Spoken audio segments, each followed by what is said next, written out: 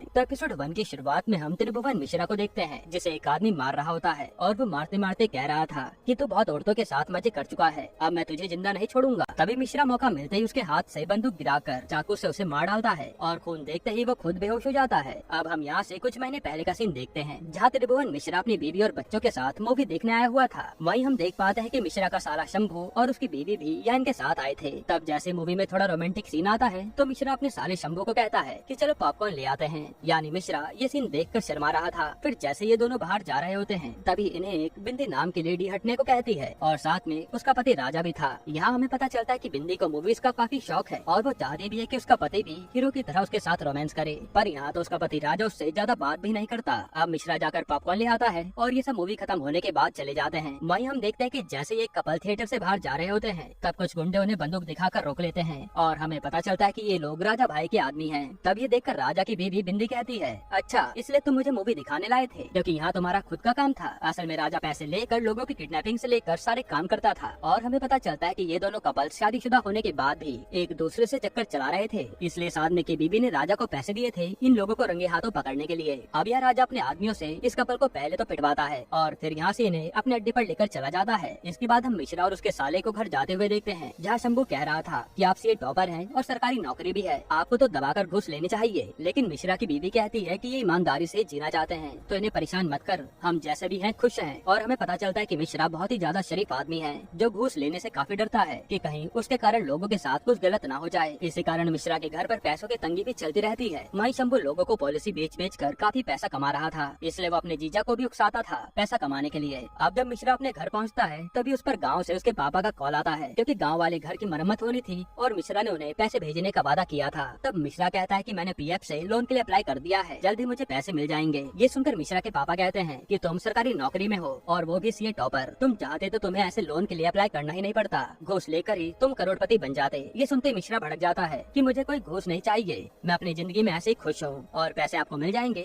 आप चाहो तो काम शुरू करवा लो। इधर हम बिंदी और राजा को देखते हैं, जहाँ बिंदी राजा के साथ रोमांस करना चाह रही थी, पर राजा तो अपनी डायबिटीज की इंसुलिन लेकर बिंदी को कहता है कि मुझे बहुत काम है, मुझे परेशान मत करो। ये सुनकर बिंदी उदास हो जाती है। असल में बिंदी को राजा पैसे तो देता था पर वो उसकी बॉडी को कभी सेटिस्फाई नहीं करता था, जिस कारण वो उदास ही रहती थी। वहीं हम मिश्रा को देखते हैं जिसकी बीवी केक का बिजनेस भी करती है, जिसे 2-4 ऑर्डर तो आ ही जाते हैं केक के, पर आए दिन उनके यहाँ ओवन खराब हो जाता है और उसे किसी तरह से मिश्रा की बीवी ठोक पीट कर चला रही थी। यहाँ इनकी बातों से हमें पता चलता है कि भले इनके पास पैसे की कमी है पर दोनों पति पत्नी में बेहद प्यार है। इधर बिंदी एक बार फिर से राजा से कहती है कि आप मेरे लिए इस गाने पर डांस करिए, मुझे अच्छा लगेगा। पर यहाँ तो राजा भड़क जाता है कि तुम्हारे लिए मैं काम धंधा छोड़कर ये सब करूँ, और ये सुनकर बिंदी गुस्से में सोने चली जाती है। यहाँ मिश्रा को देखते जो अपनी बीवी के साथ इंटीमेट हो रहा था और मिश्रा की बीवी अशोकलता कहती है कि तुम्हारे पास कोई जादू है जो मुझे पूरा सेटिस्फाई कर देते हो, जिससे मिश्रा खुश हो जाता है। अब हम शंभू और उसकी बीवी को देखते हैं जो उसे योगा के बारे में बता रही थी। असल में शंभू की बीवी अब तक कई सारी करियर बदल चुकी थी और वो अब योगा सीखने जाती है, लेकिन उसे पता नहीं चल रहा था कि वो किस काम के लिए बनी है। इधर इंटीमेट होने के बाद अशोकलता मिश्रा से कहती है कि तुम जानते हो एक औरत को खुश कैसे करना है, इसलिए तो तुम मुझे हर बार खुश कर देते हो। फिर मिश्रा कहता है कि अच्छा ये बताओ, मैं घूस नहीं लेता, इससे तुम्हें भी दिक्कत है क्या? जिस पर अशोकलता कहती है कि पैसों की दिक्कत तो बनी रहती है पर कोई बात नहीं, हम मैनेज कर ही लेंगे। अब अगली सुबह जब मिश्रा अपने बच्चों को स्कूल बस में बैठाने आता है, जहाँ बस में एम्प्लॉय बताता है कि आपने बच्चों की फीस नहीं भरी और कल लास्ट डेट है। इस पर मिश्रा कहता है कि मैं कल ही फीस भर दूंगा। अब मिश्रा अपने ऑफिस चले जाता है और अशोकलता केक की डिलीवरी देने पड़ोस में आती है, जहाँ एक लेडी का पति अशोकलता को बहुत ही गंदी नजरों से देख रहा था, इसलिए वो केक देकर सीधा घर चली आती है। यहाँ स्कूल बस में मिश्रा के बेटे को 2 लड़के बुली करते हैं और उससे उसका लंच छीन लेते हैं, क्योंकि उसकी मम्मी बहुत ही अच्छा खाना बनाती थी। साथ ही वो मिश्रा के बेटे को मारते भी हैं। ये देखकर उसकी बहन कहती है कि आप पापा से क्यों नहीं बताते, पर वो लड़का कुछ नहीं बोलता। इधर मिश्रा जब रास्ते में पान खाने रुकता है तो पान वाला एक आदमी पर भड़क रहा था। मिश्रा के पूछने पर वो बताता है कि मुझे अपनी माँ को पैसे भेजने हैं, लेकिन ये आदमी मेरे पैसे नहीं दे रहा। फिर वो मिश्रा से कुछ पैसे उधार मांगता है तो मिश्रा सोच में पड़ जाता है, क्योंकि उसके पास भी पैसों की तंगी थी। हालांकि वो पैसे देने के लिए मान जाता है कि मुझे पैसे तुम जल्दी लौटा देना, क्योंकि मिश्रा का मानना था कि लोगों की मदद करते रहना चाहिए। इसके बाद हम मिश्रा के बॉस को देखते हैं जो एक लड़की के साथ कार में गंदी गंदी हरकतें कर रहा था।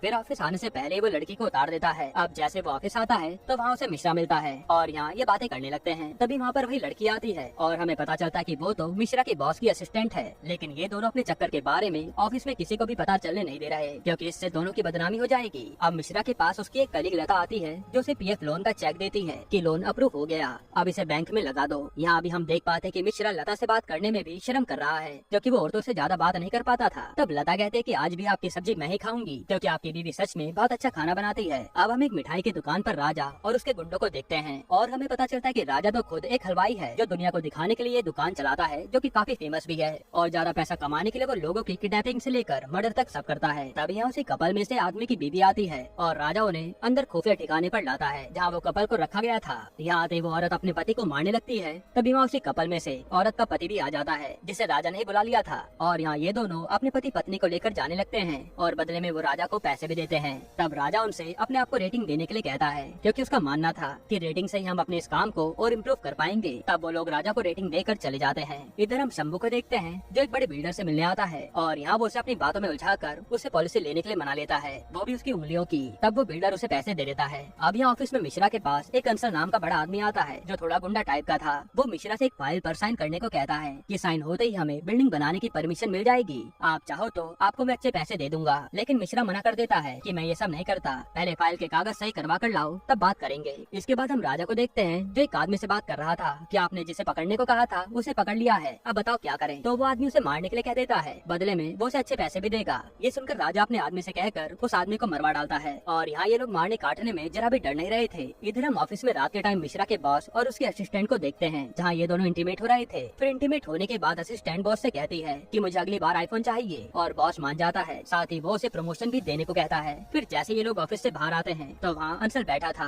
वो मिश्रा को बंदूक दिखाकर डराने लगता है कि तेरे उस मिश्रा ने मेरा काम रोक रखा है, उसे बोल साइन कर दे वरना जो पैसे मैंने तुझे दिए हैं वो सारे एक साथ तुझसे निकाल लूंगा। इस पर बॉस कहता है कि मैं मिश्रा से बात करूंगा। इसके बाद बॉस मिश्रा के पास फोन करता है और अंशल की फाइल पर साइन करने के लिए कहता है कि भले फाइल में घपला हो पर तुम साइन कर दो, इतना तो चलता है। लेकिन मिश्रा इसके लिए मना कर देता है, जो बात उसके बॉस को अच्छी नहीं लगती क्योंकि इसने तो उसे पैसे भी ऑफर किए थे। पर मिश्रा नहीं झुका। अब अगले दिन जब मिश्रा उठता है तो वो टीवी पर न्यूज देखता है कि एक बड़ा बैंक बंद होने की कगार पर है और उसमें जिन लोगों के भी पैसे थे वो सब अटक गए हैं। तब मिश्रा बताता है कि मेरा सैलरी अकाउंट भी इसी बैंक में था और पीएफ लोन का चेक भी इसी अकाउंट में मैंने डिपॉजिट करवाया था, यानी अब मेरे पूरे पैसे चले गए। ये देखकर मिश्रा के होश उड़ जाते हैं कि अब मैं पैसे कहाँ से लाऊंगा और अब तो मम्मी पापा को भी पैसे देने हैं। यहीं पर एपिसोड 1 खत्म होता है। एपिसोड 2 की शुरुआत में मिश्रा सीधा बैंक पहुँचता है जहाँ पहले से लोग हंगामा कर रहे थे। तब बैंक का मैनेजर आकर बताता है कि हम इसमें कुछ भी नहीं कर सकते, आप लोगों के पैसे कब मिलेंगे हमें भी नहीं पता। ये सुनकर लोग भड़क जाते हैं और सिक्योरिटी वाले लाठियों से उन्हें मारने लगते हैं जिसमें मिश्रा के भी चोटें आती हैं। अब मिश्रा जब ऑफिस पहुंचता है तो यहाँ उसके बॉस उसे ताना मारने लगते हैं कि काश तुमने कुछ अच्छे काम किए होते तो तुम्हें ऐसे पैसों के लिए अब रोना नहीं पड़ता, बल्कि तुम्हारे हाथ में मेरी तरह लाखों में कैश होता। तब मिश्रा भी उदास होकर वहाँ से बाहर आ जाता है। अब यहाँ मिश्रा से लता पूछती है कि अब आप क्या करोगे, जिस पर मिश्रा कहता है कि मैं कुछ भी नहीं कर सकता क्योंकि मुझे छोड़कर सब लोगों ने घूस ली है और उनके अकाउंट फ्रीज हो गए हैं, फिर भी उन्हें कोई फर्क नहीं पड़ रहा क्योंकि उनके पास घर पर लाखों में रुपया पड़ा है। तभी मिश्रा पर बच्चों के स्कूल से कॉल आता है और वो वहाँ चले जाता है। अब स्कूल में जैसे मिश्रा आता है तो वो एक लड़के के कान पर खून देखकर वहीं बेहोश हो जाता है। फिर जब उसे होश में लाते हैं तो पता चलता है कि उस बच्चे को मिश्रा के बेटे ने मार कर खून निकाल दिया, जिस पर उसके मम्मी पापा कंप्लेन करने आए थे और हमें पता चलता है कि ये बच्चा वही है जो मिश्रा के बेटे को मारता था। पर यहाँ आज प्रिंसिपल भी कहती है कि मिश्रा जी गलती आपके बेटे की ही है, जिस पर मिश्रा अपने बच्चों से जबरदस्ती सॉरी बुलवाता है क्योंकि उसे बात आगे नहीं बढ़ानी थी। तभी प्रिंसिपल कहते हैं कि आपने तो फीस भी सबमिट नहीं करी, इसलिए हम फीस के साथ फाइन भी लगा रहे हैं। तब मिश्रा कहता है कि मैं फीस जल्दी भर दूंगा। फिर बाहर आकर मिश्रा के बच्चे उसे कहते हैं कि आप बहुत डरपोक हो क्योंकि वो लड़का मुझे मारता था पर आपने मुझे ही सॉरी बोलने के लिए कहा, जो सुनकर मिश्रा कुछ नहीं कह पाता। इधर हम देखते हैं कि मिश्रा के घर पर शंभू आया हुआ है। तभी अशोक लता पर मिश्रा का कॉल आता है जो बताता है कि मैं पैसों का इंतजाम कर रहा हूँ, तुम फिक्र मत करना। तब अशोक लता पूछती है कि मैं शंभू से कुछ पैसे मांग लूं क्या, लेकिन मिश्रा साफ मना कर देता है कि एक जीजा साले से कभी पैसा नहीं मांगता। इसके बाद शंभू वहाँ से जाने लगता है और अपनी दीदी से कहता है कि मुझे काम से जाना है इसलिए बैग यही रख रहा हूँ, इसमें पैसा है तो इसे संभाल कर रख देना। अब मिश्रा जब अपने ऑफिस जा रहा होता है तो उसे पैसों को लेकर टेंशन होने लगती है और उसे ख्याल आता है कि उसके मम्मी पापा का घर पूरा टूट गया है, साथ ही फीस न भरने के कारण उसके बच्चों को स्कूल से निकाल दिया गया। ये सोचकर ही मिश्रा की हालत खराब हो जाती है। अब हम एक आदमी को भागते हुए देखते हैं जिसके पीछे राजा के आदमी पड़े थे। तभी आगे जाकर राजा उस आदमी को घेर लेता है और बताता है कि तुझे किडनैप करने के लिए हमें पैसे मिले हैं। उसी टाइम वहाँ पर एक और गैंग आ जाती है जो राजा की राइवल थी और यहाँ उसे भी इस आदमी को किडनैप करने के पैसे मिले थे। तभी यहाँ फायरिंग शुरू हो जाती है और ये लोग डिसाइड करते हैं कि जो उस आदमी को पहले पकड़ेगा ये आदमी उसका होगा। तब राजा का खास आदमी ढैंचा उस आदमी को पकड़ लेता है और इसी दौरान उस राइवल गैंग के एक आदमी का वो पैर भी तोड़ देता है। इसके बाद हम मिश्रा को देखते हैं जिसके पास पैसों का कोई बंदोबस्त नहीं हो रहा था। तब वो अंशल से मिलने चले आता है और यहाँ अंशल उसे फाइल पर साइन करने के लिए 20 लाख रुपए ऑफर करता है। अब मिश्रा इतना ज्यादा शरीफ था कि वो सब चीज कैलकुलेट करके सिर्फ 4.5 लाख रुपए ही मांगता है। तब अंशल उसे वो पैसे दे देता है कि मेरा काम जल्दी हो जाना चाहिए। फिर पैसे घर लाने के बाद वो अपनी बीवी से कहता है कि मुझे ये पैसे ऑफिस वालों ने दिए ताकि मेरी मदद हो सके। अब जैसे मिश्रा सोता है उसे ख्वाब आता है कि जिस बिल्डिंग की फाइल पर उसने साइन किए थे वो ढह गई है और अब पुलिस उसे पकड़ने आ रही है। तभी मिश्रा की आंख खुलती है और वो टेंशन में आ जाता है कि अब मैं करूंगा क्या। वहीं अशोकलता आकर बताते हैं कि मैंने बच्चों की स्कूल फीस दे दी है और पैसा भी मम्मी पापा के पास पहुंच गया होगा। ये सुनकर मिश्रा सोचने लगता है कि मुझे कोई साइन वगैरह नहीं करनी, पर अब मैं पैसे कहाँ से लाऊंगा क्योंकि सारा पैसा तो खर्च हो गया। फिर मिश्रा सीधा अंशल से जाकर मिलता है और साइन करने से मना कर देता है। तब अंशल मिश्रा को सीधा बंदूक दिखाकर कहता है कि ये कोई मजाक नहीं है और अब मैं ये साइन तेरे बॉस से करवाऊंगा, पर मुझे मेरे 4.5 लाख रुपए वापस चाहिए, वो भी इंटरेस्ट के साथ। तब डर के मारे मिश्रा भी मान जाता है। इधर हम शंभू की बीवी को योगा क्लास में देखते हैं और क्लास खत्म होने के बाद एक गुंडा अब्दुल जो गुस्सा कम करने के लिए इस क्लास में ज्वाइन हुआ था, वो योगा टीचर को बंदूक दिखाकर धमकी देता है कि अगर मेरा गुस्सा शांत नहीं हुआ तो मैं इसी से तुझे उड़ा दूंगा। तब शंभू की बीवी को वो बंदूक देखकर काफी अच्छा लगता है। इसके बाद हम बिंदी को देखते हैं जो आज अपना मेकअप कराने ब्यूटी पार्लर आई थी। वहीं यहाँ राजा उस आदमी की फिरौती लेकर उस आदमी को जाने देता है और हम देख पाते हैं कि राजा के आदमी लप्पू को सिर्फ 17 तक की गिनती आती थी, इसलिए वो पैसा गिनने में बहुत देर करता था।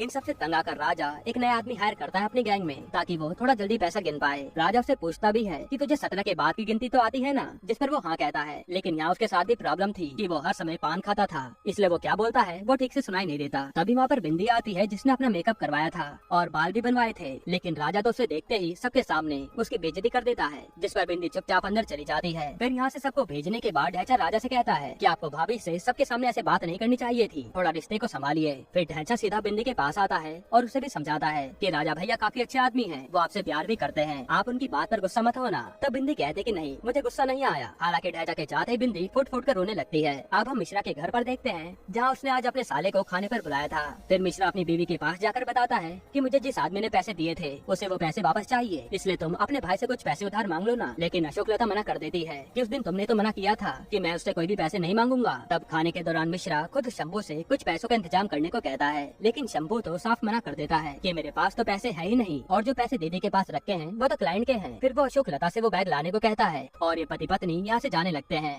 जाते जाते वो कहते भी हैं कि और लहराओ ईमानदारी का झंडा, अब आ गई ना दिक्कत, और फिर वो चले जाते हैं। उनके जाते ही मिश्रा कहता है कि इसके पास पैसे थे लेकिन इसने दिए नहीं, जिस पर अशोकलता भड़क जाती है कि क्यों कोई हमारी मदद करेगा और तुमसे तो कुछ जुगाड़ हो नहीं पाया, बहुत ईमानदार बनते थे ना। यहाँ वो गुस्से में अपने पति को लूजर तक बोल देती है, जो सुनकर मिश्रा को गुस्सा आता है और वो स्कूटर उठाकर निकल जाता है। इधर हम शंभू को देखते हैं जो अपने क्लाइंट के पैसे भी मार्केट में लगाए बैठा था ताकि प्रॉफिट कमा सके, और ये उसकी बीवी कहते हैं कि अच्छा हुआ तुमने अपने जीजा को पैसे नहीं दिए, क्योंकि हमारे पास जो पैसे हैं उसे हमें फ्यूचर के लिए भी तो बचाना है। इधर मिश्रा सीधा एक पब में अपने दोस्तों से मिलने आता है जो उसके कॉलेज के दोस्त थे, पर मिश्रा यहाँ उन्हें अपनी परेशानी नहीं बता पाता कहीं ये लोग उसका मजाक न बनाए। इसके बाद ये लोग दारू पीते हैं और एक प्लान बनाते हैं प्रोस्टिट्यूट को बुलाने का, जिस पर मिश्रा मना करता है, लेकिन ये लोग जबरदस्ती उसे अपने साथ ले जा लेते हैं। फिर हम मिश्रा को एक कमरे में एक प्रोस्टिट्यूट के साथ देखते हैं जहाँ मिश्रा चुपचाप बैठा था। फिर वो लड़की से कहता है कि मैं तुम्हारे साथ कुछ भी नहीं करूंगा, तुम चली जाओ। पर लड़की कहते कि मुझे तो 15,000 मिल चुके हैं, तुम कुछ करो या ना करो कोई फर्क नहीं पड़ता। ये सुनकर मिश्रा तो चौंक जाता है कि सिर्फ इतनी सी देर के लिए तुम्हें 15,000 मिले हैं। तो लड़की बताते है कि ये तो कुछ भी नहीं है, एक रात के पूरे मुझे 60,000 रूपए मिलते हैं। मिश्रा कहता है कि इतनी तो मेरी टैक्स कटने के बाद सैलरी आती है, जिस पर लड़की कहते है कि मैं लोगों को कुछ ऐसा देती हूँ जो तुम्हारे पास नहीं है और इसलिए मैं इतना ज्यादा कमाती हूँ। ये सुनकर मिश्रा वहाँ से सीधा पैसों के बारे में सोचता हुआ घर आता है और फिर वो कंप्यूटर पर सर्च करने लगता है कि क्या ये प्रोस्टिट्यूशन का काम लड़के भी कर सकते हैं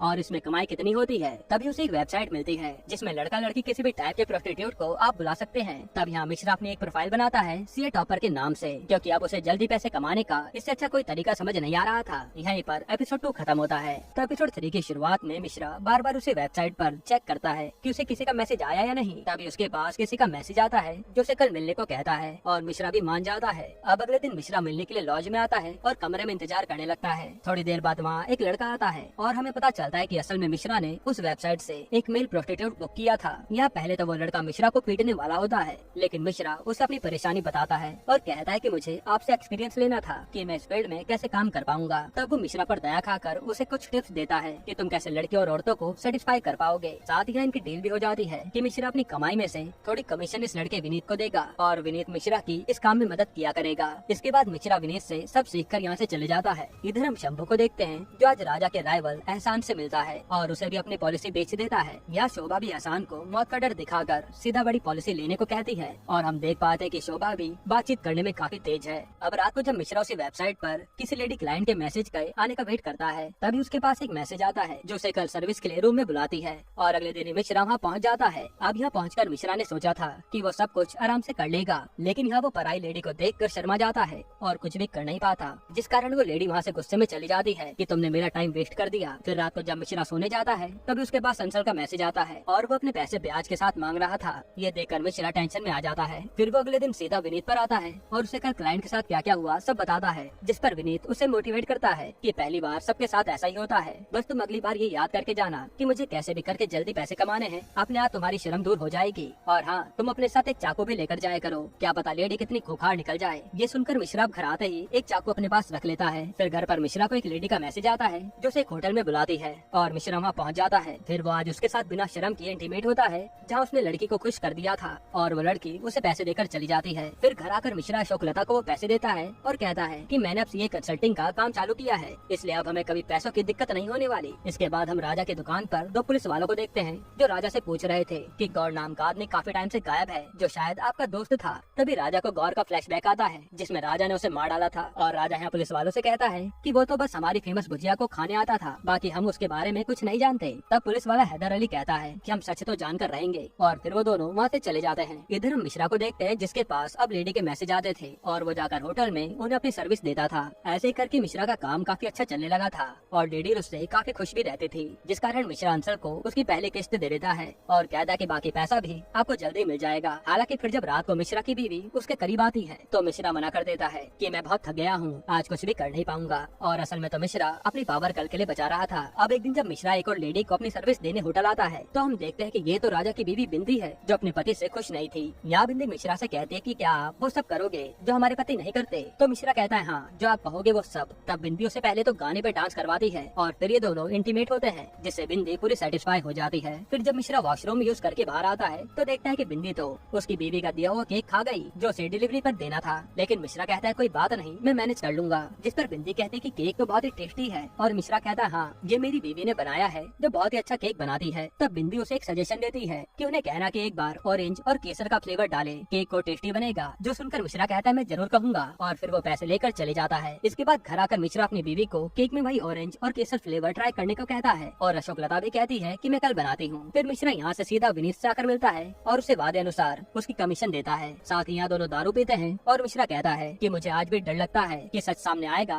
तो मेरे घर वालों का क्या होगा, जिस पर विनीत कहता है कि ये सब तुम अपने परिवार वालों के लिए तो कर रहे हो, इसलिए डरने वाली बात नहीं है। ये सुनकर मिश्रा में थोड़ी हिम्मत आती है। साथ ही विनीत यहाँ कहता है कि लेडी की सिर्फ एक ही भूख नहीं होती, उसे जो तुमसे चाहिए तुम्हें उसे सब कुछ देना होगा, तुम्हें उससे बात करनी होगी, उसके साथ खेलना होगा, सब कुछ जो वो चाहे, और इसी के चलते वो तुम्हें अच्छी रेटिंग देंगी जिससे तुम्हारा नाम भी बढ़ेगा। और ये मिश्रा समझ जाता है। फिर अगले दिन से मिश्रा जिस लेडी को भी अपनी सर्विस देने जाता था तो वो हर तरह से उसे खुश कर देता था और ऐसे में मिश्रा का नाम सीए टॉपर अपने शहर में लेडीज के बीच काफी पॉपुलर हो जाता है। साथ ही मिश्रा अंशल की भी किस्तें जल्दी जल्दी उतारने लगता है, जो देख अंशल भी हैरान था। अब एक दिन जब मिश्रा अपना पूरा लुक चेंज करके अपने ऑफिस आता है तो सब उसे देखते रह जाते हैं कि ये मिश्रा इतना हैंडसम कब से हो गया, पर मिश्रा पर तो पैसे आने लगे थे इसलिए वो अब किसी की भी फिक्र नहीं करता। फिर एक रात को जब मिश्रा एक लेडी को सर्विस देता है तो लेडी उसे अपने दुख बताती है कि मेरा पति मुझे बस एक मशीन समझता है, लेकिन आज आपने मुझे औरत होने का एहसास कराया है, और वो उसे अच्छी टिप भी देकर जाती है। फिर अगले दिन मिश्रा एक दुकानदार के पास आता है और उसे कई सारे शीशे ऑर्डर करता है, जिस पर वो अपना नाम सीए टॉपर लिखवा देता है। फिर वो इन शीशों को अपनी हर लेडी कस्टमर को देता है ताकि ये शीशा देखकर उन्हें उसकी याद आए और ये लेडीज फिर से मुझे सर्विस देने का मौका दे।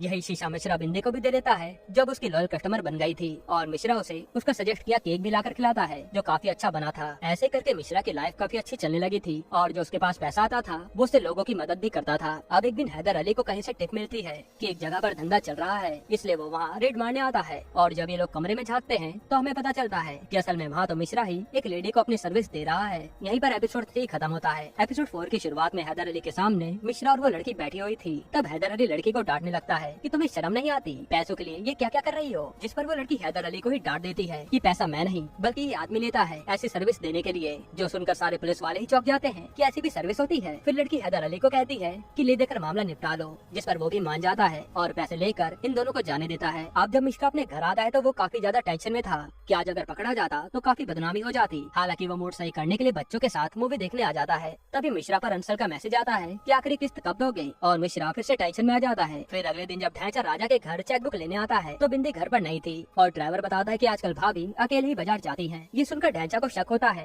कि भाभी आजकल अकेले क्यों जा रही हैं। इधर हम बिंदी को देखते हैं जिसने मिश्रा को बुक किया था और मिश्रा यहाँ बिंदी के लिए अपनी बीबी का बनाया केक फिर से लाता है और ये दोनों इंटीमेट हो जाते हैं। फिर इंटीमेट होने के बाद मिश्रा पैसे लेता है और बताता कहता है कि आपको एक पसंद है, इसलिए स्पेशली मैं आपके लिए लाता हूँ। जो सुनकर बिंदी काफी खुश होती है और हम समझ पाते हैं कि बिंदी अब मिश्रा को पसंद करने लगी है, क्योंकि मिश्रा उसे खुश कर देता था। इधर आज राजा अपने नए आदमी पिंकी को बुलाता है और कहता है कि लप्पू की जगह अब तुम मेरा गल्ला गिनोगे, क्योंकि वो 17 तक ही गिनता है। तब पिंकी नोट गिनता है तो पता चलता है कि उसे तो केवल 21 तक ही गिनती आती है, जो देखकर राजा को काफी गुस्सा आता है कि एक आदमी को केवल 17 तक गिनती आती है और एक को केवल 21 तक, और बाकी के आदमी पढ़े लिखे ही नहीं है। तभी वहाँ पर हैदर अली और उसका साथी आता है, जो बताते हैं कि हमने गौर का पता किया तो पता चला कि उसका एक और साथी गायब है। तभी राजा को याद आता है कि हाँ, उसके साथी को भी तो मैंने सुपारी लेकर मार डाला था। लेकिन राजा कहता है कि मुझे उनके बारे में कुछ भी नहीं पता, और हैदर अली धमकी देकर चले जाता है कि मैं छोड़ूंगा नहीं किसी को भी। इधर मिश्रा अंचल के पास आकर उससे पैसे देता है, और ये सब होते हुए मिश्रा का बॉस देख लेता है, जिसे लगता है कि इन दोनों के बीच कोई न कोई खिचड़ी पक रही है। इसके बाद शाम को मिश्रा शंभू और उसकी बीवी को कपड़े गिफ्ट करता है। साथ ही वो उसे बताता है कि अब मेरा सीए का काम काफी अच्छा चल रहा है, इसलिए मैंने तुम्हारी दीदी के लिए मॉल में एक बेकरी की दुकान देखी है। जो सुनकर ये दोनों चौंक जाते हैं। फिर मिश्रा शंभू से कहता है कि एक प्रॉब्लम है, ये बैंक वाले ऐसे तो लोन देंगे नहीं, इसलिए मुझे कहीं से दुकान लेने के लिए पैसे दिलवा दो, मैं किस्तें भरता रहूंगा। पर शंभू तो मना कर देता है। तभी शोभा कहती है कि मेरी नजर में एक आदमी है जो पैसे दे देगा।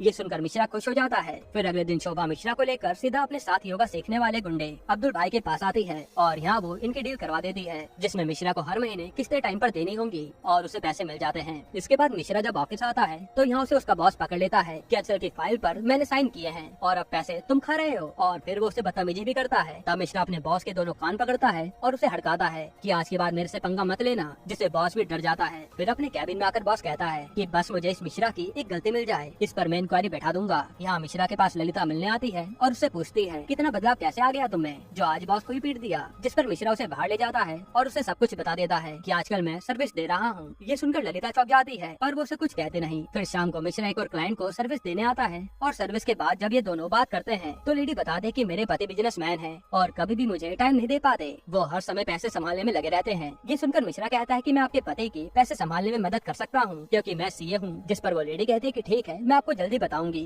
इधर आज ढहचा राजा को कहता है कि भाभी कहाँ जाती हैं, थोड़ा पता करके रखो, पूरी छूट दे रखी है आपने। जिस पर राजा कहता है कि वो मुझसे दूर ही रहे वही अच्छा है, वरना वो मेरा दिमाग बहुत खाती है। वही हम देखते हैं कि बिंदी आज फिर से मिश्रा से सर्विस ले रही है, जहाँ वो मिश्रा को कह भी देती है कि तुम मुझे बहुत पसंद हो। इस पर मिश्रा भी मुस्कुरा कर वहाँ से चल देता है। अब मिश्रा जब घर आता है तो देखता है कि यहाँ तो उसकी सास आ गई है, और ये देखकर उसका मुंह तर जाता है, क्योंकि उसकी सास बात बात पर उसे टोकती थी, जो मिश्रा को पसंद नहीं था। फिर मिश्रा अपनी सास से कहता है कि तुम जाओ अपने बेटे शंभू के यहाँ रहो ना, जिस पर वो मना कर देती है कि मैं तो अपनी बेटी के साथ ही रहूंगी। साथ ही वो कहते कि मेरी आंखों का इलाज होना है, इसलिए डॉक्टर पर तुम्हें लेकर चलना होगा। जो सुनकर मिश्रा को गुस्सा तो बहुत आता है, पर वो कुछ कहता नहीं। इधर ढांचा लप्पू से कहता है कि राजा भैया को तो भाभी की चिंता नहीं है, लेकिन तुम उन पर नजर रखा करो कि वो जाती कहाँ कहाँ है, और ये बात किसी को भी पता नहीं चलनी चाहिए। फिर रात को जब मिश्रा वेबसाइट पर मैसेज चेक कर रहा होता है, तभी उसके पास एक नया मैसेज आता है, जिसमें क्लाइंट ने कहा था कि हम एक कपल हैं और आपसे सर्विस लेना चाहते हैं। तब मिश्रा कहता है कि पैसा ज्यादा लगेगा, और वो मान जाता है। इसके बाद वो उसे कल होटल में आने को कहते हैं। अब अगले दिन बिंदी मिश्रा का दिया हुआ केक लाकर राजा को खिलाती है, जो उसे काफी पसंद भी आता है। तो बिंदी कहते हैं कि इसे अपनी दुकान पर रखिए, ताकि जिससे मैंने केक लिया है उसका भी फायदा हो सके, पर राजा मना कर देता है। इधर मिश्रा अपनी बीवी के लिए मॉल में दुकान खरीद लेता है, और यहाँ शंभू और शोभा भी आए थे। फिर ये दोनों किसी काम से चले जाते हैं, और मिश्रा भी अपने क्लाइंट को सर्विस देने निकल जाता है। इसके बाद मिश्रा जैसे ही होटल के कमरे में आता है तो उसे कपल कपड़े उतारने को कहते हैं, इसलिए मिश्रा कपड़े उतारता है। फिर जैसे ये लोग लाइट जलाते हैं तो पता चलता है कि ये तो शंभू और शोभा हैं, जो देखकर इन तीनों के ही होश उड़ जाते हैं। फिर यहाँ शोभा कहते हैं कि हम तो बस एक्सपेरिमेंट कर रहे थे, और मिश्रा कहता है कि मुझे पैसों की जरूरत थी, इसलिए मैं ये सब करता हूँ। जिसके बाद ये तीनों कहते हैं कि इस बात को यही खत्म करो, और सब चले जाते हैं। अब अगले दिन हम देखते हैं कि आज दुकान की ओपनिंग के लिए मिश्रा और अशोक लता तैयार हो रहे होते हैं। तब अशोक लता बताते हैं कि मैंने सुना है मार्केट में कोई सीए टॉपर आया है जो औरतों को सर्विस देता है। यह सुनकर मिश्रा बात को ही घुमा देता है। फिर ये लोग दुकान की ओपनिंग सेरेमनी कर लेते हैं, और अशोक लता की बेकरी चालू हो जाती है। इधर हम बिंदी को देखते हैं, जो आज मिश्रा से सर्विस लेने ही जा रही होती है, और उसके पीछे लप्पू लगा था। फिर बिंदी कमरे की चाबी लेकर ऊपर चली जाती है, और लप्पू आकर वहाँ के आदमी से बिंदी का कमरा पूछने लगता है। तब वो आदमी लप्पू को धक्के मारकर वहाँ से निकालता है कि हम कस्टमर के साथ धोखा नहीं करते। लेकिन लप्पू को गुस्सा आ जाता है, जो उसे बंदूक दिखाकर पहले तो गालियाँ सुनाता है, फिर वो उसे दूसरे कमरे में लाकर कहता है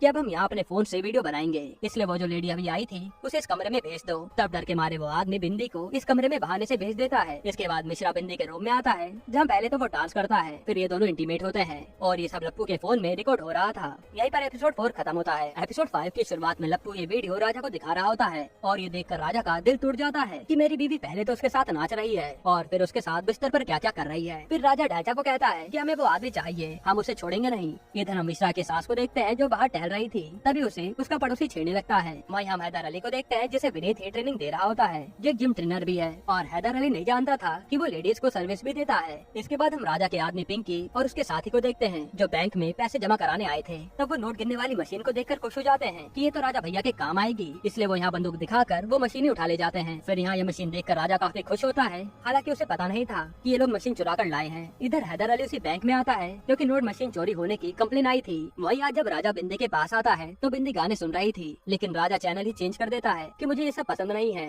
और बिंदी फिर से गुस्सा हो जाती है। इधर हम शंभू और शोभा को देखते हैं, जिन्हें पता चलता है कि शंभू ने जो क्लाइंट के पैसे स्टॉक में लगाए थे वो पूरा मार्केट ही क्रैश हो गया, जिसमें से क्लाइंट के 6 लाख रुपए डूब गए और अगर उस क्लाइंट को पैसे नहीं लौटाए तो वो शंभू को जान से भी मार सकता है। फिर हम देखते हैं कि यहाँ अशोकलता को उसकी माँ समझा रही होती है कि अपने पति पर नजर रखा करो, वो पता नहीं कहाँ घूमता रहता है और क्या पता उसका चक्कर चल रहा हो। तभी मिश्रा कहीं बाहर जा रहा होता है। ये देखकर अशोकलता की माँ उसे लेकर मिश्रा का पीछा करने लगती है। फिर ये देखते हैं कि मिश्रा तो एक लड़की को लेकर कहीं जा रहा है। ये देखकर अशोकलता उदास हो जाती है कि ये मुझे धोखा दे रहे हैं। अब जैसे ये लोग मिश्रा के पीछे पीछे घर में आते हैं तो यहाँ पता चलता है कि ये तो वही लेडी है जिससे मिश्रा सर्विस देता था और यहाँ वो आज उसके पति के अकाउंट्स देखने आया था। ये देखकर अशोकलता के होश उड़ जाते हैं कि मैंने इन पर फालतू में शक किया। फिर रात को अशोकलता मिश्रा से शक करने के लिए माफी मांगती है और मिश्रा बातें बनाने लगता है कि आजकल मुझे बहुत काम रहता है इसलिए मैं तुम्हें टाइम नहीं दे पा रहा, जिस पर अशोकलता भी कहती है कि कोई बात नहीं, वैसे कल तुम्हें माँ को ऑपरेशन के लिए लेकर जाना है। मिश्रा भी कहता है ठीक है मैं ले जा लूंगा। अब अगले दिन हम मिश्रा को बिंदी से मिलने उसे लॉज में आता हुआ देखते हैं और मिश्रा यहाँ पर बिंदी के लिए केक भी लाया था।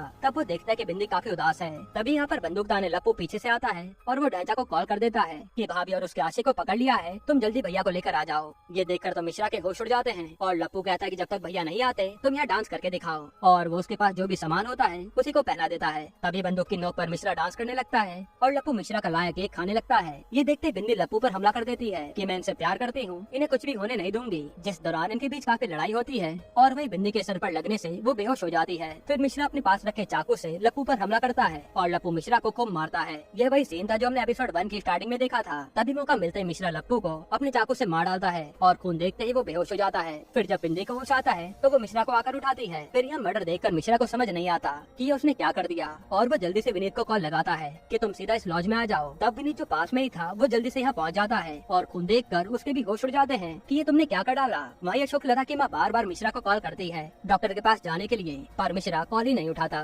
इधर बिंदी मर्डर होने के बाद भी बिल्कुल नहीं डर रही थी और वो इन्हें कहते कि अगर इतना ही डर लग रहा है तो वो बंदूक मुझे दे दो और अपना चाकू लेकर निकल लो, मैं पीछे के रास्ते से जा रही हूँ और तुम दोनों आगे के रास्ते से निकल लेना। वहीं यहाँ मिश्रा की सास को उसका पड़ोसी डॉक्टर के पास ले जा रहा होता है जो उनके साथ काफी खुश था। फिर इधर ये लोग ऐसा ही करते हैं और बिंदी पीछे के रास्ते से निकलती है और विनीत और मिश्रा आगे के रास्ते से, जहाँ हम देखते हैं कि अब ढैंचा भी वहाँ पहुँच गया है। फिर जैसे ढैंचा लप्पू के पास आता है तो उसकी लाश को देखकर उसके होश उड़ जाते हैं और वो रोने लगता है। वहीं इधर जैसे बिंदी बाहर गली से निकलती है तो वहाँ राजा खड़ा था, जिसे देखकर बिंदी हैरान हो जाती है। इसके बाद ये लोग वहाँ से सीधा घर जाने लगते हैं जहाँ बिंदी भी उन्हीं के साथ थी और लप्पू के जाने से ढैंचा काफी उदास था। यहीं पर एपिसोड 5 खत्म होता है। तो एपिसोड 6 की शुरुआत में बिंदी पर राजा भड़क रहा होता है कि पहले तो तुमने मुंह काला किया और अब लप्पू भी मारा गया, जिस पर बिंदी अपनी गलती की माफी मांगती है और डर के मारे वो कह देती है कि उस आदमी ने ही लप्पू को मारा है जो मुझे सर्विस देता था। ये सुनकर राजा कहता है कि कैसे सर्विस? तब बिंदी बता दे कि वो पैसे लेकर मुझे सेटिस्फाई करता था। ये सुनकर राजा तो हैरान हो जाता है और वो ढैंचा से कहता है कि उस आदमी को मेरे सामने पकड़ कर लाओ, लेकिन बिंदी बताती है कि वो मुझे वेबसाइट पर मिला था और जहाँ तक है उसने अपनी आईडी हटा दी होगी, जिस पर ढैंचा कहता है कि मैं देख लूंगा।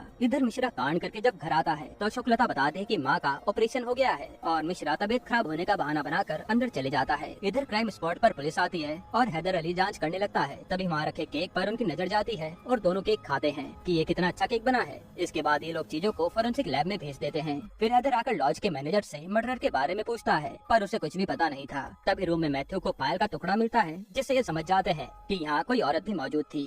वहीं लप्पू की जेब से आधार कार्ड मिलता है, जो देखकर हैदर कहता है कि इस पर तो राजा की दुकान का एड्रेस है। जिसके बाद हैदर सीधा राजा के घर पहुँच जाता है और उसे लप्पू की मौत के बारे में बताता है। तब यहाँ ये लोग ऐसा रिएक्ट करते हैं जैसे इन्हें अभी अभी पता चला हो। फिर हैदर इनसे पूछताछ करके चले जाता है और राजा ढैंचा से कहता है कि ये हैदर उस कातिल को पकड़े, उससे पहले हमें उसे पकड़ना होगा, क्योंकि अगर उसने पुलिस को सच बता दिया तो मेरी बहुत बदनामी होगी। और ये सब बिंदी दूर से सुन रही थी। इसके बाद ढैंचा सीधा उसी लॉज में आकर मैनेजर से लप्पू के कातिल के बारे में पता करता है। साथ ही उसे धमकाता भी है कि पुलिस को कातिल के बारे में कुछ भी बताया तो तुझे मैं जान से मार डालूंगा और जो भी बात याद आए वो मुझे ही बताना। फिर जब यहाँ मिश्रा सो रहा होता है तो उसे लप्पू के बुरे ख्वाब आते हैं, जिससे वो जाग जाता है। इधर हम शंभू के घर पर अग्रवाल बिल्डर को देखते हैं, जिसका पैसा शंभू ने कमा दिया था। तभी वहाँ शोभा आकर बात संभालती है कि आपका पैसा आपको मिल जाएगा, जिस पर वो अग्रवाल भी मान जाता है। फिर शोभा अग्रवाल बिल्डर से एक बार उसकी बंदूक छूने को कहती है और हम देख पाते हैं कि शोभा को बंदूक से एक अलग ही फैसिनेशन है और पूरी बात होने के बाद अग्रवाल वहाँ से चले जाता है। इधर मैथ्यू जो तहकीकात करता है तो उसे देसी घोड़े के बारे में लोग बताते हैं जो लेडीज को सर्विस देता है, और वो असल में विनीत ही था। तब मैथ्यू देसी घोड़े को ही ढूंढने लगता है। फिर जब वो एक लॉज में आता है तो वहाँ का आदमी बताता है कि उसको तो मैं देखते ही पहचान लूंगा। तब मैथ्यू एक स्केच आर्टिस्ट को बुला लेता है उसका स्केच बनाने के लिए। इधर जब मिश्रा को चाकू के बारे में याद आता है तो वो उसे ठिकाने लगाने को ढूंढने लगता है। तभी वो देखता है कि वो चाकू तो उसकी बीवी केक काटने में यूज कर रही है और वो केक लाकर मिश्रा को खिला भी देती है। तभी मिश्रा वॉशरूम में आकर उल्टी करने लगता है क्योंकि उसी से तो उसने लप्पू को मारा था। उसी समय मिश्रा पर बिंदी का फोन आता है जो बताते हैं कि पुलिस भी इस केस की जांच कर रही है, इसलिए तुम बचकर रहना, मैं सब बताती रहूंगी। इसके बाद जब हैदर वर्कआउट कर रहा होता है तभी उसके पास मैथ्यू का फोन आता है जो कहता है कि देसी घोड़े का स्केच बन गया है और वो स्केच हैदर को भेज देता है। तब हैदर देखते ही पहचान जाता है कि ये तो मेरा ट्रेनर विनीत है, पर वो उसे कुछ कहता नहीं, बस उसके कान में बात डाल देता है कि पुलिस उस लॉज में हुए मर्डर की जांच कर रही है। जो सुनकर विनीत की तो हालत खराब हो जाती है और वो वहाँ से चले जाता है। हैदर भी कहता है कि सच तो मैं पता लगा कर रहूंगा। यही बार एपिसोड 6 खत्म होता है। एपिसोड 7 की शुरुआत में मैथ्यू डॉक्टर से कहता है कि हमें जल्द से जल्द क्राइम स्पॉट पर मिली चीजों से डीएनए निकाल कर दो। तब डॉक्टर उसे रूम की चादर दिखाता है जिस पर कई सारे लोगों के सीमेंट थे, इसलिए डॉक्टर कहता है कि इन सब में डीएनए निकालने में टाइम तो लगेगा ही। इधर विनीत मिश्रा को बताता है कि वह हैदर अली उस कातिल के पीछे पड़ा है, ऐसे में हम फंस जाएंगे। जिस पर मिश्रा उसे मोटिवेट करता है और कहता है कि कुछ दिन अपनी सर्विस देना तुम भी बंद कर दो, मैंने तो कर दी है और हमें कुछ भी नहीं होने वाला। अब अगले दिन हैदर और मैथ्यू को लॉज वाला आदमी विनीत को दिखा देता है कि यही है देसी घोड़ा। फिर यहाँ ये लोग दूसरे लॉज के मैनेजर को बुलाते हैं कि क्या मर्डर वाले दिन ये तुम्हारी लॉज में आया था क्या, जिस पर वो मैनेजर देखते ही मना कर देता है कि नहीं तो ये नहीं आया। और हम इस मैनेजर को देखते जो बाद में कह रहा था कि जिसको इन सब ने मारा है, अच्छा ये किया उसने मेरी बेइज्जती की थी, इसलिए अब तो मैं इन्हें फंसने नहीं दूंगा, यानी उसने जानबूझकर झूठ बोला था। इसके बाद यहाँ मिश्रा को टेंशन हो जाती है कि उस पर कभी भी हमला हो सकता है, इसलिए वो बंदूक का इंतजाम करने अपने खास पान वाले के पास आता है और यहाँ उसे इशारे से बंदूक का इंतजाम करने को कहता है, जिस पर वो पान वाला कहता है कि हम कोशिश करेंगे पर मिलना मुश्किल है। इधर ढांचा बार बार बिंदी की वीडियो देख रहा था कुछ पहचानने के लिए, तब उसे उसमें मिश्रा के हाथ पर बना टैटू दिखता है और इसी का पता लगाने के लिए वो लॉज के आसपास के जगहों की सीसीटीवी फुटेज देखने लगता है। ये बोल करके मैं एक पुलिस वाला हूँ। तभी उसे कैमरे में मिश्रा के हाथ का टैटू दिखता है और वो उसके स्कूटर का नंबर नोट कर लेता है जिसमें सिर्फ आधा ही नंबर दिख रहा था और येलो कलर का स्कूटर था। फिर वो ये बात जाकर राजा को बताता है और बिंदी को कहता है कि अब हम उसे जल्दी पकड़ लेंगे, आप डरना मत, मैं उसे खुद ही निपटाऊंगा। जिस पर बिंदी कहते हैं कि मेरा उससे कोई लेना देना ही नहीं है, तुम्हें जो ठीक लगे वही करो। फिर बिंदी मिश्रा को फोन करके बता देती है कि ढांचा को अपने स्कूटर का आधा नंबर पता चल गया और स्कूटर का रंग भी, इसलिए बचने के लिए कुछ तो करो। तभी वहाँ मिश्रा की सास आती है जो बताती है कि कल चेकअप के लिए डॉक्टर पे जाना है। इसके बाद अगले दिन मिश्रा सीधा आरटी ऑफिस पहुँच जाता है और वहाँ अपने पहचान वाले से अपने स्कूटर के स्टार्टिंग वाले नंबर से जिनके भी सेम स्कूटर है उनकी लिस्ट ले लेता है। इसके बाद मिश्रा अपना दिमाग चलाता है और सीधा उन लोगों के घर पहुँच कर कहता है कि हम मूवी वाले हैं और आपके स्कूटर का सीन मूवी में आएगा, इसलिए हमें इसे पेंट करना होगा। फिर वो उन लोगों को अपनी बातों में लाकर सबके स्कूटर्स पर लाइन से पीला पेंट कर देता है ताकि राजा सबके स्कूटर से कंफ्यूज हो जाए कि असली ये टॉपर कौन है। इधर मिश्रा की सास बार बार मिश्रा को फोन करती है डॉक्टर पर जाने के लिए, लेकिन वो फोन ही नहीं उठाता और इस बार भी मिश्रा का पड़ोसी ही उसे हॉस्पिटल ले जाता है। फिर साथ में ये दोनों आइसक्रीम खाते हुए बातें करते हैं जिससे हमें पता चलता है कि ये दोनों भी करीब आ रहे हैं। इसके बाद यहाँ राजा की दुकान पर हैदर और मैथ्यू आ जाते हैं। तब दुकान के पीछे से राजा के दो आदमी आते हैं और हैदर कहता है कि पीछे कोई कमरा है क्या, और फिर वो उन्हें कमरा दिखाने को कहता है। जिसके बाद ढांचा मैथ्यू को कमरा दिखाता है पर कमरे में मैथ्यू को कुछ भी नहीं मिलता। वहीं इधर हम देखते हैं कि मिश्रा ने लिस्ट वाले सारे स्कूटर पर येलो पेंट कर दिया है शूटिंग के नाम पर। फिर यह मैथ्यू हैदर को आकर कहता है कि सारे कमरे ही खाली हैं। तभी हैदर देखता है कि इस नोट गिनने वाली मशीन पर तो बैंक वाले का नाम है, जिस पर वो राजा को कहता है कि इसके लिए तो कार्रवाई होगी ही और वो रिश्वत देने का ऑफर करता है। ये देखकर राजा चुपचाप हैदर को पैसे दे देता है और हैदर कहता है कि अब ये मशीन आपकी हुई। इसके बाद ढांचा यहाँ से सीधा उसी स्कूटर की जानकारी निकालने के लिए जाता है पर रास्ते में उसे मिश्रा का स्कूटर जाते हुए दिखता है तो वो कहता है कि कातिल पकड़ा गया। लेकिन तभी ढांचा देखता है कि यहाँ तो एक और स्कूटर सेम कलर और सेम नंबर से है और ऐसे में उसे 3-4 स्कूटर दिख जाते हैं और वो कंफ्यूज हो जाता है, यानी मिश्रा का प्लान सफल रहा। इसके बाद हम देखते हैं कि मिश्रा की सास उसे बार बार ताने मार रही है कि तुम हमें कहीं घुमाने नहीं ले जाते। तो मिश्रा रात को फैमिली के साथ मेले में आता है। उसे मेले में ढांचा अपने साथियों के साथ आया हुआ था। तब वो यहाँ गेम खेलने लगता है और उसकी किसी बात पर दुकान वाले से बहस हो जाती है, जिस दौरान उसे लप्पू की याद आती है और वो रोते रोते दुकानदार को मारने वाला होता है पर अपने साथियों के रोकने पर वो उसे छोड़ देता है। हालांकि इस दौरान मेले में ढांचा की बंदूक चलने से भगदड़ मच गई थी। यहाँ हम समझ पा रहे थे कि ढांचा लप्पू के जाने से बिल्कुल अकेला महसूस कर रहा है। अब अगले दिन मिश्रा अपने सिक्योरिटी गार्ड से मिलता है और उसे बातों बातों में बंदूक का इंतजाम करने को कहता है। तब वो गार्ड मिश्रा को सीधा अपने ताऊ के पास ले जाता है जो एक कॉन्ट्रैक्ट किलर था और वो आदमी मिश्रा को गन तो दे देता है, लेकिन शर्त ये थी कि मिश्रा को एक आदमी को जान से मारना होगा, जिस पर मिश्रा मना करके चल देता है और गार्ड से कहता है कि हम कभी मिले भी थे, इस बात को भूल जाओ। फिर मिश्रा यहाँ से सीधा अपने बॉस पर आता है और कहता है कि मुझे ट्रांसफर चाहिए, जिस पर बॉस कहता है कि ट्रांसफर तभी मिलेगा जब मैं चाहूंगा, तुम्हारी मर्जी से कुछ भी नहीं होने वाला, और वो उसकी ट्रांसफर एप्लीकेशन को फाड़ देता है। फिर जब मिश्रा उदास बैठा था तभी उस पर अब्दुल भाई का मैसेज आता है कि पहले किस्त कब दे रहे हो। ये देखकर मिश्रा परेशान हो जाता है कि अब मैं करूँ क्या और मेरा काम भी बंद पड़ा है। इसके बाद मिश्रा यहाँ से सीधा शंभू के घर आता है और उसे सब सब कुछ बताता है। फिर वो कहता है कि शंभू के तो बड़े बड़े क्लाइंट हैं, अगर कोई सेफ्टी में हेल्प कर दे तो काम हो जाए, जिस पर शंभू मना कर देता है। तभी शोभा को अग्रवाल बिल्डर का नाम याद आता है और वो शंभू को साइड में बुलाकर कहती है कि जीजा जी और उस बिल्डर को मिलवा दो, जरूर कुछ काम तो होगा ही, जिससे दोनों का काम बन जाएगा और उसी में हम भी अपने 6 लाख रुपए माफ करवा लेंगे, जिस पर शंभू भी मान जाता है। फिर हम इन तीनों को अग्रवाल बिल्डर के पास देखते हैं, जहाँ अग्रवाल कहता है कि मैं आपको सिक्योरिटी के लिए बंदूक दूंगा, बस आपको मेरी फाइल पर साइन करने होंगे, जिससे मेरी बिल्डिंग का काम चालू हो जाएगा। तब शोभा भी मिश्रा से कहती है कि डील अच्छी है और यहाँ अग्रवाल से अपने 6 लाख रुपए छोड़ने की बात भी करती है, जिस पर अग्रवाल मान जाता है। अब मिश्रा इस बारे में सोच ही रहा होता है, तभी यहाँ पर अग्रवाल का राइवल आ जाता है, जो कि एमएलए का साला था और वो अग्रवाल को जान से मारने आया था, ताकि वो आराम से अपना बिजनेस बिना कंपटीशन के बढ़ा सके। यहाँ मिश्रा कहता है कि हमें जाने दीजिए, हमारा यहाँ पर कोई मैटर नहीं है, जिस पर वो आदमी मिश्रा को गाली देने लगता है और फिर उसे लूजर भी कह देता है। लूजर सुनते ही मिश्रा को गुस्सा आ जाता है और वो उस आदमी के पास आकर चाटा लगा देता है कि मुझे लूजर मत कहना, जिससे यहाँ पर लड़ाई शुरू हो जाती है। और जैसे गुंडे गोली चलाने वाले होते हैं तो शोभा सामने रखी बंदूक उठाती है और फायरिंग चालू कर देती है। तब यहाँ पर भयानक लड़ाई होती है, जिसमें ये लोग उन गुंडों को मारकर भगा देते हैं और यहाँ सब लोग शोभा का ये अंदाज देखकर हैरान थे कि शोभा इतनी खूंखार कैसे हो गई।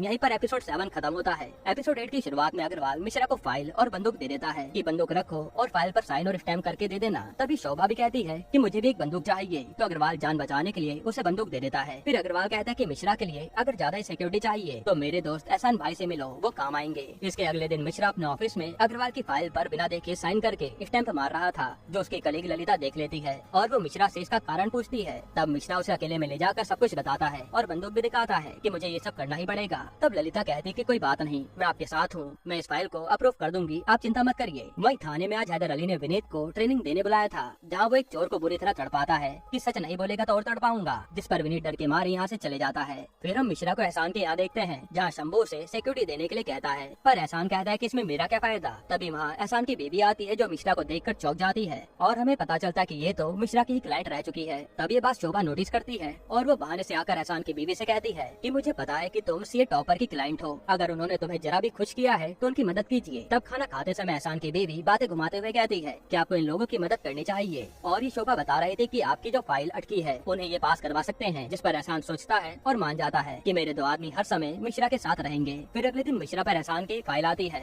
और वो उस पर भी बिना सोचे समझे अपने साइन करके अप्रूव कर देता है, जिसमें ललिता भी उसे अप्रूवल दे देती है। फिर मिश्रा पर अब्दुल का फोन आता है किस्त के लिए और मिश्रा फिर से वेबसाइट पर अपने अकाउंट एक्टिवेट करके सर्विस देने निकल जाता है, जहाँ अब उसके साथ एहसान के 2 आदमी भी थे। अब जैसे वो लेडी मिश्रा के साथ 2 आदमियों को देखती है तो वो सर्विस कैंसिल करके चली जाती है कि ऐसे लोगों के साथ सर्विस देने आओगे तो कोई भी नहीं लेगा, जिससे मिश्रा को गुस्सा आ जाता है और फिर वो इन दोनों से कहता है कि अगली बार सिक्योरिटी के लिए दूर खड़े रहना। इधर आज राजा बिंदी के पास आता है और कहता है कि मैं तुम्हारे लिए डांस करूँ क्या, क्योंकि बिंदी को किसी और के साथ देखकर राजा को डर लग गया था कि कहीं ये मुझसे दूर न चली जाए। तब राजा बिंदी के लिए डांस करता है और फिर शीशे के सामने आकर अपना गुस्सा भी निकालता है। इसके बाद राजा ढांचा को फोन करके कहता है कि बिंदी के साथ कांड करने वाले को जल्दी पकड़ो, क्योंकि उसने बिंदी के साथ वो सब किया जो वो मुझे करने को कहती थी और ये मेरा एक गिल्ट है। तब ये सब बिंदी भी सुन रही होती है। इसके बाद अगले दिन बिंदी ढांचा को फोन करती है और कहती है कि मैं सोच रही हूँ कि राजा को मनाने के लिए एक होटल में सरप्राइज दूं, जिस पर ढांचा कहता है कि मैं चलता हूँ आपके साथ सरप्राइज की प्लानिंग करने के लिए। फिर बिंदी मिश्रा से भी बता देती है कि मेरे साथ जो होटल में एक आदमी आएगा वही तुम्हें ढूंढ रहा है, इसलिए उसे आज देख लो ताकि उससे बच सकूं। तब मिश्रा यहाँ अशोक लता के केक के डब्बे लेकर पहुँच जाता है ताकि सैंपल दिखाने के बहाने बिंदी के साथ वाले आदमी को देख सके, जहाँ उसके साथ एहसान के 2 आदमी भी थे। अब बिंदी यहाँ ढांचा के साथ आती है, तभी यहाँ राजा भी आ जाता है,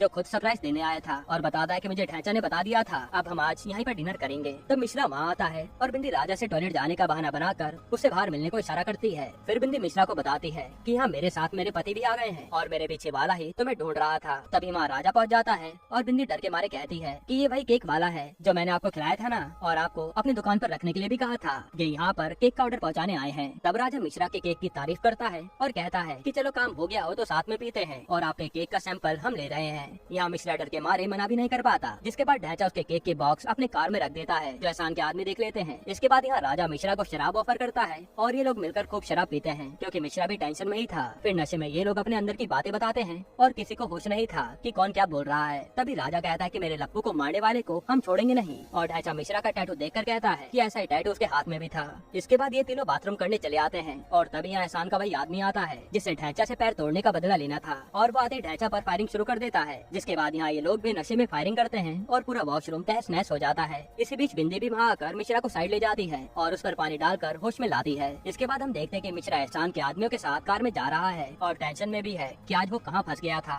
फिर जब मिश्रा घर आता है तो उसकी सास रात में भी उससे सवाल जवाब करने लगती है, जिसे तंग आकर मिश्रा सीधा अपनी बंदूक उस पर तान देता है और कहता है कि अब अगर आपने सवाल पूछे तो मैं तुम्हें यहीं मार दूंगा और बाहर मेरे आदमी खड़े हैं जो तुझे गायब भी कर देंगे, इसलिए चुपचाप रहा कर। तभी वहाँ अशोक लता आती है और मिश्रा कहता है कि तुम्हारी मम्मी को पानी पीना था, वही दे रहा हूँ। तब डर के मारे उसकी सास सारा पानी पी जाती है। फिर अगले दिन हम मिश्रा को देखते हैं जो आज अपना टैटू रिमूव करवाने आया था ताकि पकड़ा ना जाए। वहीं यहाँ हैदर राजा से आकर वॉशरूम में हुई फायरिंग की पूछताछ करता है, पर राजा उसे कुछ भी नहीं बताता। तभी हैदर की नजर सामने रखे केक पर जाती है और वो उसकी तारीफ करने लगता है कि इतना अच्छा केक आपने कब से बनाना शुरू करा। जिस पर राजा कहता है कि ये तो मेरी बीवी का पसंदीदा केक है, वो कहीं से मंगवाती है, मैंने तो बस सैंपल के लिए रखा है। जिसके बाद ये दोनों यहाँ से केक लेकर चले जाते हैं। अब थाने आकर हैदर कहता है कि ये केक तो शायद मर्डर वाले रूम में भी था ना, तो जरूर राजा की बीवी का इससे कुछ कनेक्शन होगा, इसलिए उसे बुलाओ। इधर हम मिश्रा को देखते हैं जिसने टैटू पर दूसरा डिजाइन बना लिया था। फिर जब यहाँ शोभा अपनी सास के साथ कहीं से घर आती है तो ऑटो वाला ज्यादा किराया मांगता है। तब शोभा उसे बंदूक दिखाकर डरा देती है, जिससे उसकी सास भी डर जाती है कि पहले मेरा दामाद और अब मेरी बहू भी बंदूक रखने लगी, इनसे तो मुझे बचकर रहना पड़ेगा।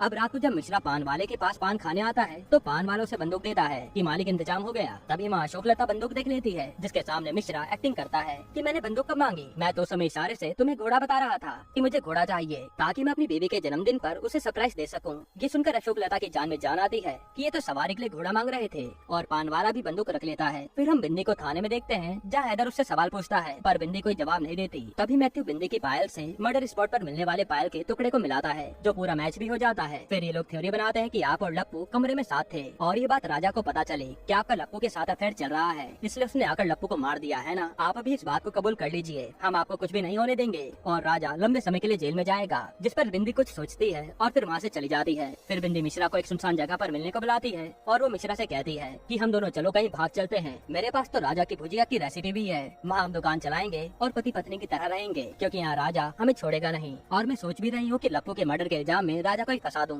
तभी मिश्रा ये सुनकर मना कर देता है कि मैं तो अपनी बीवी के साथ खुश हूँ, मैं यहाँ से कहीं नहीं जा सकता और जो मैंने आपके साथ किया वो बस मेरी सर्विस थी, जिसके लिए मुझे पैसे भी मिले हैं। और ये सुनकर बिंदी का दिल टूट जाता है और वो वहाँ से चली जाती है। यहीं पर एपिसोड 8 खत्म होता है। एपिसोड 9 की शुरुआत में बिंदी ढैंचा को अपने पास बुलाती है और उसके साथ अपना गम बांटने लगती है। तब ढैंचा भी अपना दुख बिंदी को बताता है कि लप्पू सिर्फ उसका दोस्त नहीं था, उसका प्यार था और वो दोनों हमेशा साथ रहना चाहते थे। अपने प्यार के चक्कर में ये दोनों गाँव से भागे थे, क्योंकि गे लोगों को समाज में रहने नहीं दिया जाता। जिसके बाद ये दोनों राजा भैया से मिले और तब से यही है। ये सुनकर बिंदी चौंक जाती है कि इनके बीच ये सब चल रहा था और इसलिए ढैंचा लप्पू के कातिल को पकड़ने के लिए बेताब है। फिर बिंदी अपने सीए टॉपर के बारे में बताती है कि वो कितना अच्छा आदमी है और कैसे सबको खुश करता है, पर अब उसने उसका दिल तोड़ दिया है। फिर बिंदी उसे कहती है कि वो सीए टॉपर वही है जो उस दिन हमारे साथ शराब पी रहा था, इसलिए जाओ उसे पकड़ लो क्योंकि उसने मेरा दिल तोड़ा है। जो सुनकर ढैंचा के होश उड़ जाते हैं। इधर हम मिश्रा को देखते हैं जिस पर उसके बॉस ने उन दोनों फाइल्स पर बिना चेक किए साइन करने पर इंक्वायरी बैठा दी थी और मिश्रा ये देखकर हैरान हो जाता है कि सारी बेईमानी बॉस करता रहा, लेकिन मेरे 2 फाइल पर साइन करने पर मैं ही फंस गया। साथ में उसका बॉस ललिता को भी लपेटे में ले लेता है, जिस पर मिश्रा कुछ नहीं कर पाता और बॉस मिश्रा को सस्पेंड कर देता है और मिश्रा घर आ जाता है। इधर हम मिश्रा की सास को पड़ोसी के साथ देखते हैं जहाँ वो बता रही थी कि अब मैं यहाँ से जाने वाली हूँ क्योंकि मेरा दामाद अब शरीफ नहीं रहा। वहीं फॉरेंसिक वाला डॉक्टर बताता है कि चादर पर कई सारे डीएनए थे, तो खूनी कौन है पता नहीं चल पाएगा। जिस पर हैदर कहता है कि मेरे पास एक प्लान है। इधर ढैंचा आकर बताता है कि वो सीए टॉपर कहीं भी नहीं मिल रहा,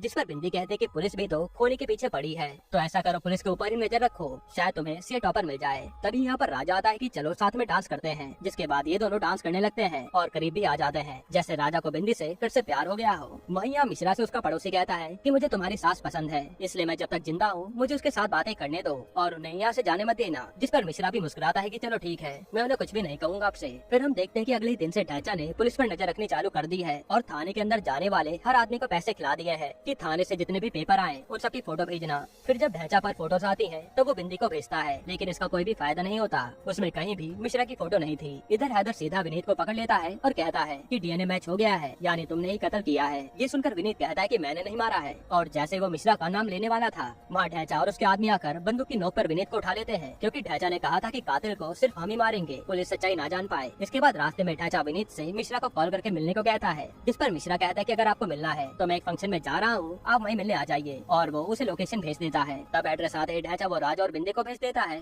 कि हम भी वहीं जा रहे हैं, आप ये भैया को लेकर आ जाइए, हम वहीं मारेंगे साले को। फिर हम रात को फंक्शन में मिश्रा की पूरी फैमिली को देखते हैं, जहाँ पर मिश्रा का पान वाला घोड़ा ले आता है। असल में पान वाले को लगा कि सच में मिश्रा अशोक लता को घोड़ा सरप्राइज देना चाहता है, इसलिए वो उसे वहाँ ले आया था। तभी वहाँ पर ढैचा विनीत को लेकर पहुँच जाता है और वहाँ फायरिंग कर देता है कि आज का फंक्शन खत्म हुआ। फिर वो विनीत से कहता है कि सीए टॉपर को ढूंढो और हमें बताओ। तभी विनीत मिश्रा को देखता है, पर वो उसे देखकर भी कह देता है कि वो तो यहाँ है ही नहीं। इसके बाद यहाँ राजा और बिंदी भी आ जाते हैं और वो सीए टॉपर को बाहर आने को कहते हैं, वरना यहाँ फायरिंग चालू हो जाएगी। तब अपने बच्चे और बीवी को बचाने के लिए मिश्रा हवा में फायरिंग करता है और यहाँ भगदड़ मच जाती है। वहीं बाहर हम देखते हैं कि एहसान के आदमी बाहर आराम से कार में बैठे हैं। इसके बाद ढैचा विनीत के फोन से मिश्रा को फोन लगाता है और मिश्रा का फोन बजते ही ये लोग उस जगह फायरिंग करने लगते हैं। तभी मिश्रा एहसान के दोनों आदमियों को मदद के लिए बुलाता है कि जब मैं मर जाऊंगा तब आओगे क्या। और यहाँ ढैचा भी आ रखा है। अब ढैचा का नाम सुनते ही ये लोग फायरिंग करते हुए अंदर आ जाते हैं और यहाँ हैदर और मैथ्यू भी पहुँच जाते हैं। लेकिन इतनी फायरिंग होता देख ये छुप जाते हैं कि दोनों गैंग आपस में निपट लेंगी। इसी बीच मिश्रा भी कहता है कि हमें भी अपने परिवार को बचाना पड़ेगा, तो वो भी शोभा के साथ गोलियां चलाने लगता है। तभी वहाँ से विनीत भी बचकर भागता है और मिश्रा के पास आ जाता है कि आप मेरे दोस्त हैं, इसलिए मैंने आपका नाम नहीं लिया। तभी हैदर माइक से अनाउंस करता है कि विनीत जहाँ कहीं भी हो